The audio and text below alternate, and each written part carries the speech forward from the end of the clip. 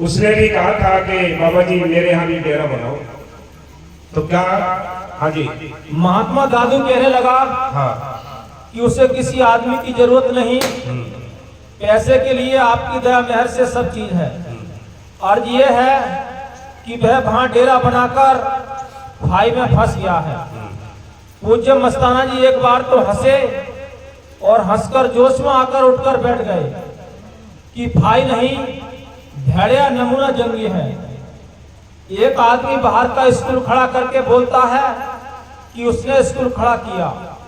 डेरे को खड़ा करना सत्य को खड़ा करना है। जहाँ भी ये दरगाहें होती हैं और जहाँ भी फकीर अवतार लेकर जिस जगह कार्य करते हैं, जहाँ संत महात्मा जिस जगह भी पैर रखते हैं या जहाँ भी बैठकर अभ्यास कर रहे हैं, वो तीर्थ बन जाता है। लोग वहाँ कितने टाइम तक वहाँ खुशियां लेते हैं, चमत्कार लेते हैं, अपनी आत्मा को रूहों के लिए शांति लेते हैं। संसार में दो मत है, कोई मत नहीं।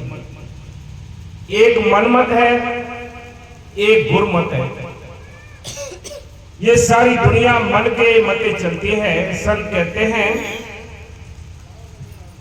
कि जो मन के मते चलते, मन ने कहा कि हमने पूजा कर ली, मन ने सोचा तीर्थ कर लिए, मन ने सोचा कि कर्मकांड कर लिए, लेकिन इसका रिजल्ट कुछ नहीं मिल पाता है। ये मन के कार्य हैं, मन संतुष्ट हो जाता है। गुरमत क्या है? जो मौके के संतों की फकीरों की तलाश करके उनसे कलमा और नाम लेकर जो अभ्यास करते हैं, जिन्हें हुक्म के अनुसार सेवा स्मरण करते हैं, वो उस शांति को प्राप्त कर लेते हैं जो हकीकत में जिस शांति की तलाश में ये सारी दुनिया घूम रही है। वो शांति इस बाहर की धन दौलत में नहीं है। अगर बाहर की इस धन दौलत में शांति होती तो अभी पेपर में एक इंजीनियर ने अपना एक लेख दिया है कि मेरे लिए 25 लाख रुपए मिलते हैं, लेकिन मुझे शांति नहीं मिलती, मैं शांति के लिए क्या करूं? पढ़ा भी होगा किसी ने पेपर में।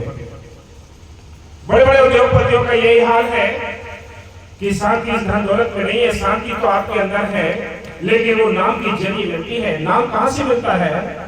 नाम मिलता है तो संतों के जरिए मिलता है, वो भी मौके की संतों से। किताबों के अंदर नाम तो बहुत बड़े हैं, कोट नाम संसार में का से मुक्ति न होए, करोड़ों नाम किताबों के अंदर हैं, उनसे मुक्ति नहीं मिली है। वो अपने समय समय पर कायम थे, अपने समय समय पर उनके अंदर शक्ति थी। लेकिन आज किसी मौके के फकीर संत की तलाश करके उनके बख्शे हुए नाम का नाम अभ्यास करते हैं, उसके अंदर करंट होती है, वो काम करता है। इसलिए सारी दुनिया उल्टे रास्ते पे चलती है। कोई भाग्यवान होते हैं जो फकीरों की तलाश करके, संतों की तलाश करके उनसे मौके का कलमा नाम लेकर नाम का अभ्यास करते हैं। वो उस दरगाह में पहुंचते हैं, उनको सम्मान मिलता है उस दरगाह में, क्योंकि वो भजन बंदी करके आए। लेकिन ये सारी दुनिया भी संतों के पास, फकीरों के पास नहीं जा सकती। ये सारी दुनिया संतों के पास चले जाए तो ये 84 का जेल खाना खत्म हो जाएगा। बाबा फकीर साहब जी कहते हैं कि यहाँ लाखों लोग आते हैं, सब अपने अपने नजरिए से आते हैं।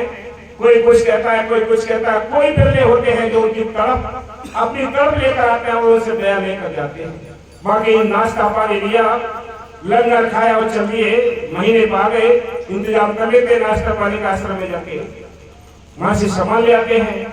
लेकिन कुछ ही बिरले ऐसे होते हैं जिनके अंदर तड़प होती है, जो संतों के दर्शन करके अंदर मिल के तब आते हैं। इसलिए वो तड़प और है, वो लगन किसी बिरले के नसीब होती है, वो सबकी बस की बात नहीं।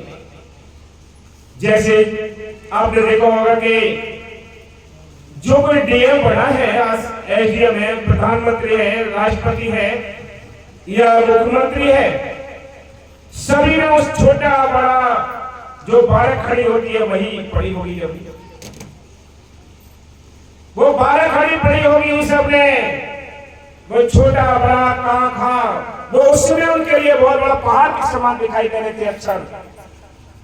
लेकिन जब उनके लिए अनुभव हुआ जब उनके लिए कोई उस्ताद मिले, जब उनके लिए कोई टीचर मिले, वही छोटा बड़ा वो 12 खड़ी बहुत आसान था, जो की तरफ नजर भी नहीं, क्योंकि वो बहुत ऊंचे स्तर पर पढ़ाई कर चुके हैं, डिग्रियां ले चुके हैं। लेकिन कहां से ली डिग्री?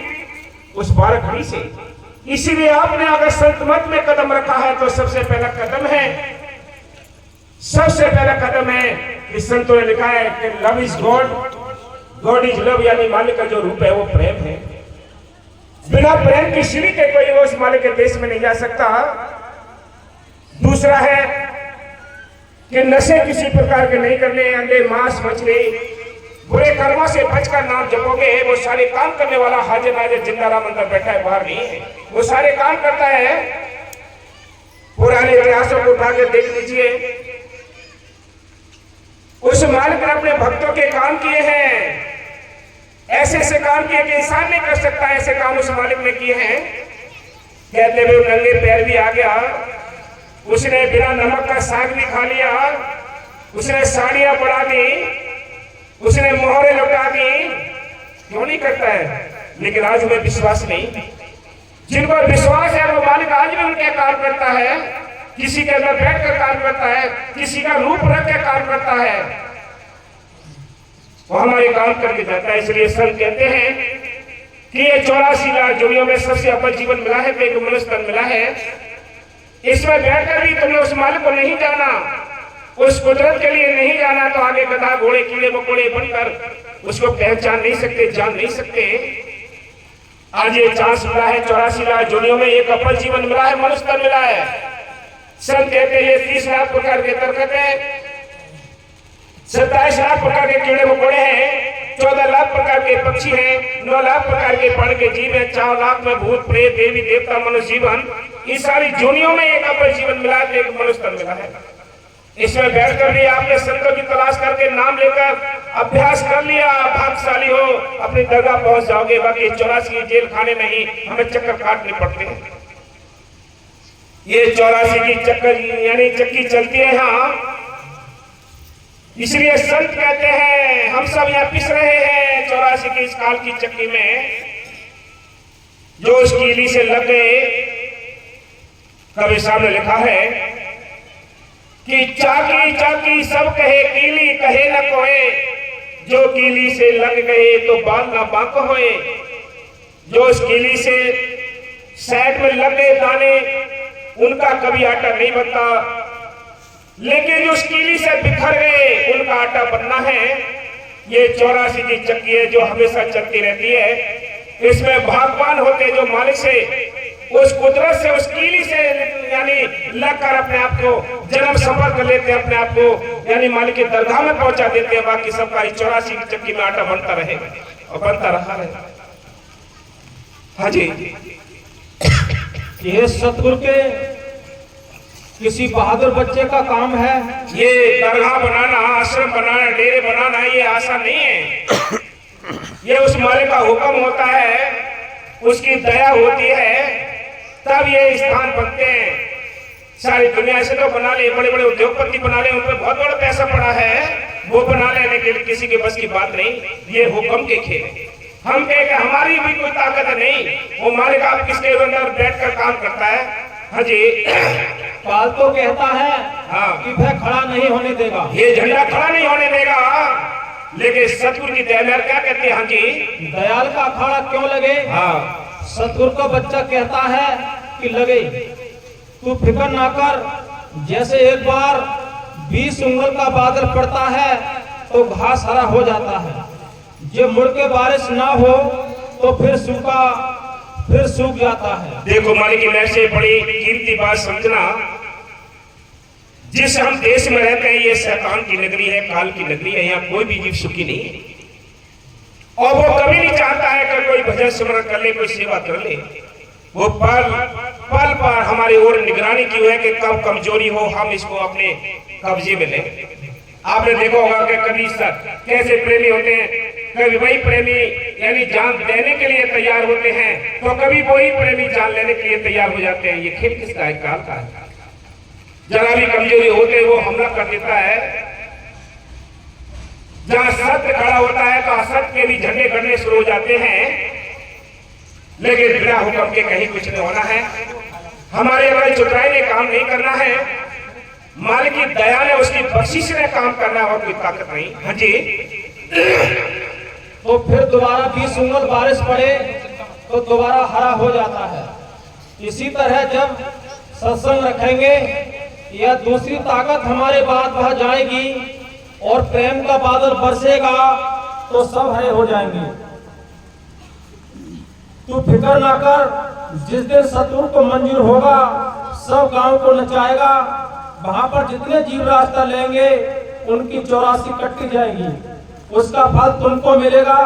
क्योंकि एक आदमी दुकानें बनाता है, उसका बैठे बैठे किराया खाता है। हाँ देख लो, जिन्होंने एक पैसे से लेकर लाख रुपए तक जो सेवा की है, उसका फल सबके लिए उसी हिसाब से मिलता है जिस हिसाब से वो सेवा करता है।